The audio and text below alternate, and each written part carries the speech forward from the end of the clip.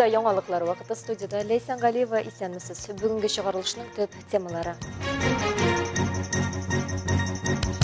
Районда хисап җыелышлары дәвам итә. Азнакайда киләчәккә план коралар. Бүген Әлмәттә Татарстан Республикасы буенча Эчке эшләр министры Артем Хохорин булып китте. Эш визиты кысаларында Артем Валерьевич Россия Эчке эшләр министрлыгының Әлмәт районы буенча шәхси составына яңа җитәкчене тәкъдим итте. Ул полиция полковнигы Алим Атакулов. Министр сүзләренчә, Алим Аблакулович әлегә кадәр Эчке эшләр министрлыгының Лениногорск районы бүлеген җитәкләгән, үзен профессиональ һәм белемле җитәкче итеп күрсәткән. Эш сәфәре кысаларында Артем Хохорин Әлмәттә булган үзгәрешләрен дә бәяләде. Ведомство җитәкчесе булган пунктларның берсе Нур яшьләргә психологик ярдәм күрсәтү үзәге. 2022 елда Татарстан Республикасы рәисе Рөстәм Минниханов яшьләргә психологик ярдәм үзәкләрен ремонтлау программасын хуплады. Әлмәттә ачылган үзәк республикада беренчеләрдән булды. Ел саен яшьләр сәясәте үзәкләре психологлары ярдәменнән 106 меңнән артык татарстанлы файдалана. Үзәк кирәкле җиһазлар белән җиһазландырылган. Әлмәттә территориаль иҗтимагый үзидарә советларының хисап җыелышлары дәвам итә. Биредә җирле халык, район җитәкчелеге һәм шәһәр хезмәтләре вәкилләре белән үзләренең борчыган темалар һәм аларны чишү юллары турында фикер алыша. Чираттагы шундый очрашуларның берсендә без дә булып кайттык. Беренче һәм 15-нче территориаль иҗтимагый үзидарә советлары утырышында Әлмәт районы башкарма комитеты җитәкчесе урынбасары Денис Косарев катнашты. Биредә беренче чиратта 2022 елда районда башкарылган эшләргә йомгак ясалып, халыкны 2023 елга корылган планнар белән таныштырдылар. В прошлом году мы ввели 128 тысяч квадратных метров жилья. Узган ел без 128 мең квадрат метрлы торакны файдалануга тапшырдык. 20 шәһәр һәм 8 авыл мәктәбен ремонтладык. Үзәк район хастаханәсен ремонтлауны һәм яңа кабул итү диагностика диспансерын төзүне дәвам итәбез. Физик культура техникумын ремонтлауны дәвам итәбез. Фәхреддин һәм Көнбатыш Капка микрорайонында җәмәгать киңлекләрен үстерү буенча эшләрне төгәлләдек. Киләсе елда шәһәр күлен һәм су саклагычны төзекләндерү планлаштырылды. На следующий год наметили благоустройство городского озера и благоустройство водохранилища. Үзгәрешләр беренче үзидарә территориясендә дә була. Шевченко урамы буенча йорт яны территорияләрен һәм йортларын төзекләндерү эшләре башкарыла. Балалар мәйданчыклары төзекләндерелә, агачлар утыртыла, тротуарлар һәм юл өлешенә асфальт салына. Работа территориального общественного совета ведется по следующим направлениям. Территориаль иҗтимагый совет эше түбәндәге юнәлешләр буенча алып барыла. Социаль эш, төзекләндерү, экологик хәл, җәмәгать тәртибен саклау һәм хокук бозуларны профилактикалау. Барлык юнәлешләр буенча чаралар куелган планнар нигезендә оештырыла. Осуществляется согласно плану. Башкарылган эшләр турында Алсу идарәче компаниясе вәкиле сөйләде. Светлана Захарова белән базовая урамындагы 26-нчы йортында яшәүче халык аралашты. Квитанции, пожалуйста, будьте внимательны, когда формируете. У нас индивидуальное отопление. В подъездах труб никаких нету. В подвале единственное вода течет, труба и канализация.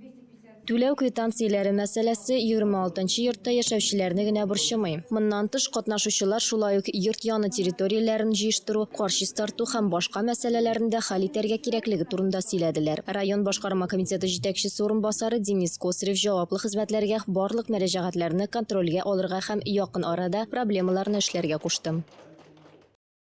Азнакай районында да хисап җыелышлары булып узды. Аның чираттагысы Чимадур авылы җирлегендә иде. Очрашуда район башлыгы Марсель Шайдуллин, аның урынбасары Роза Галиева, шәһәр прокуроры Рим Сенгатуллин, тормыш эшчәнлеге өчен җаваплы оешмалар җитәкчеләре, депутатлар катнашты. Теманың дәвамы алдагы материалда.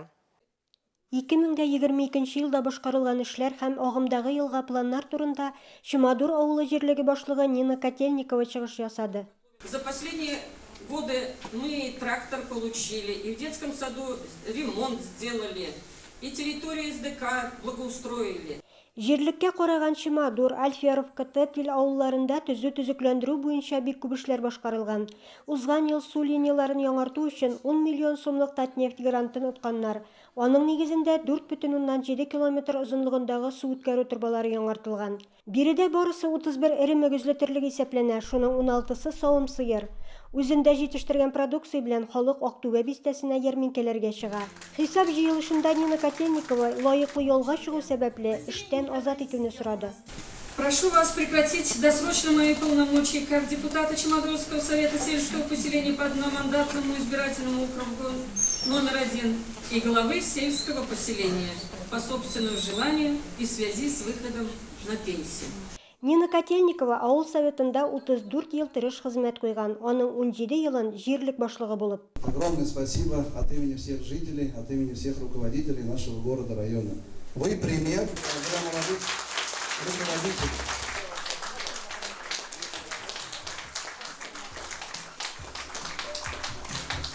Утырышта шулай ук Актүбә идарәче компаниясе, Актүбә урманчылыгы, Эчке эшләр бүлеге вәкилләренең чыгышлары тыңланды.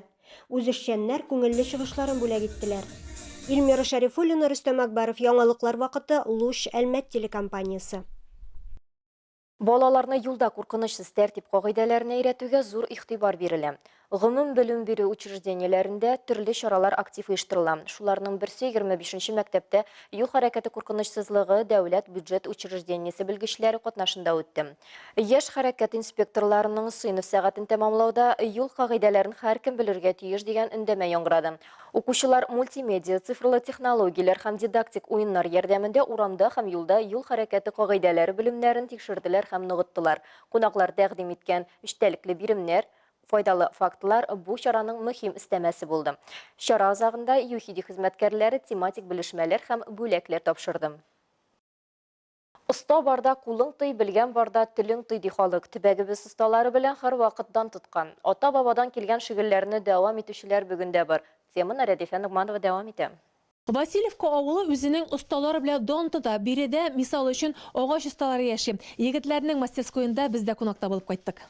Алексей Викторович Кузьмин тумышы белән Мария якларына. Аның бабасы балта остасы булган. Ул өйләр төзегән. Әтисе дә төзүче. Бабаларыннан калган кораллар белән мавыгып, Алексей кечкенәдән эшкә кызыксынып үскән. Һөнәр үзләштергән. Армиядә хезмәт итеп кайтканнан соң Әлмәткә килеп эшкә урнашкан. Төзү оешмасында мунчалар салганнар, баскычлар ясаганнар. 2001 елдан ул үзенә үзе эшли башлый. Партнеры Евгений белән үзләре проект ясый, үзләре җитештерә, монтажлап урнаштыручылары да үзләре.